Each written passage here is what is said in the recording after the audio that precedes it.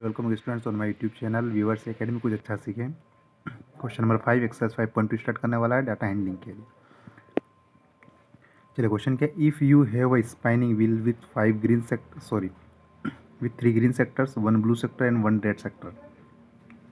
ये क्वेश्चन बोला कि आ गया स्पाइनिंग व्हील। एक स्पाइनिंग व्हील का मतलब आपको पता होगा कि वो गोल गोल जो सर्कल रहता है जिसमें घूमते हैं और बीच में कुछ अंठी वगैरह होती है, कंचे वगैरह होते हैं, जिससे क्या होता है कि एक गेम एक तरीके का आपने देखा होगा, सेक्टर बने हुए रहते हैं 1 2 3 4 ऐसे, उसको गोल गोल घुमाया जाता है, स्पिन किया जाता है। स्पिन वाला गेम जो है उसके बारे में बात हो रही है। उसमें कितने 3 सेक्टर ग्रीन के हैं, एक ब्लू सेक्टर है और एक रेड सेक्टर है, यानी ओवरऑल कितने सेक्टर हैं? 5 सेक्टर हैं।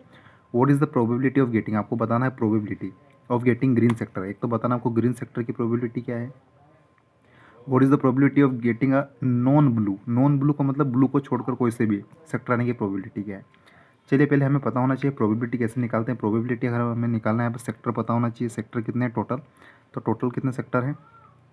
5 सेक्टर है। कैसे? 3 ग्रीन सेक्टर, उसमें 1 ब्लू सेक्टर है, 1 रेड सेक्टर है। चलिए अब हमें प्रोबेबिलिटी निकालना है, probability of getting a green sector.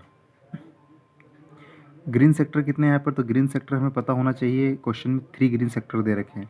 तो देखिए प्रोबेबिलिटी क्या होगी, ग्रीन सेक्टर की बात हो रही है तो ग्रीन सेक्टर कितने? 3 है। टोटल सेक्टर कितने हैं? टोटल 5 है। तो आपका आंसर क्या हो जाएगा? 3/5।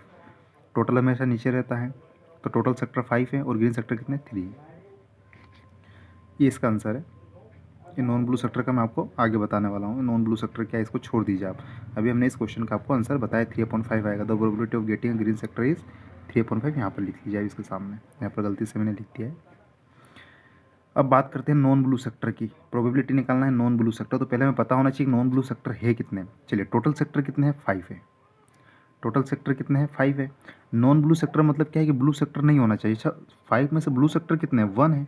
तो 5 - 1 कर दीजिए, तो नॉन ब्लू सेक्टर कितने हो जाएंगे? 4 हो जाएंगे। नॉन ब्लू सेक्टर का मतलब होता है कि ब्लू सेक्टर नहीं होना चाहिए। तो ब्लू सेक्टर 5 में से अगर एक ब्लू सेक्टर है तो 4 बिना ब्लू वाले होंगे, दूसरे कलर होंगे। निकाल लेते हैं probability, the probability of getting a non blue sector. तो नॉन ब्लू सेक्टर कितने? 4 है। टोटल कितने? 5। तो 4/5 क्या क्या हो जाएगा? राइट आंसर हो जाएगा।